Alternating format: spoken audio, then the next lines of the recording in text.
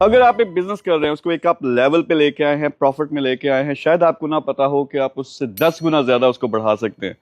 میں ہمیشہ سے ایک پروگرام رن کرتا ہوں جس کو میں کہتا ہوں 10x، کہ اگر آپ کا ایک بزنس سیٹ ہو گیا، کیونکہ شروع کے پہلے 2 سالوں میں بہت زیادہ محنت لگتی ہے اس کو بریک ایون ہوتے ہوئے، پھر جب پروفٹس آنا شروع ہو جاتے ہیں تو بعض بزنسز میں پوٹینشیل ہوتا ہے کہ وہ 1 کروڑ کی کمپنی ہے، وہ 100 کروڑ کی کمپنی بھی بن سکتی ہے، لیکن اس کے لیے چاہیے کیا ہوتا ہے؟ میں اگزامپل دیتا ہوں۔ فار ایگزامپل، آپ ہو سکتا ہے اپنے محلے میں، اپنے علاقے میں آپ نے کوئی ایک پروجیکٹ سٹارٹ کیا ہو، کوئی بزنس سٹارٹ کیا ہو، جو محنت سے آپ نے وہاں کے لیول پہ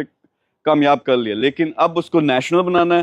تو اس کی بہت زیادہ آمدن جو ہے وہ بڑھ جائے گی، اس سے جابس پروڈیوس ہوں گی، اس سے ریونیوز جنریٹ ہوں گے، لوگوں کی زندگیاں بدلیں گی، لیکن اس کے لیے شاید آپ کو پیسہ چاہیے ہو اور ساتھ میں ایکسپیرینس بھی چاہیے ہو، ایسی ٹیم چاہیے ہو جو آپ کے ساتھ مل کے کام کر سکے۔ ایک اور ایگزامپل ایسا ہے کہ آپ نے پاکستان میں، انڈیا میں، بنگلہ دیش میں، اپنا جہاں بھی، اور ایون اوورسیز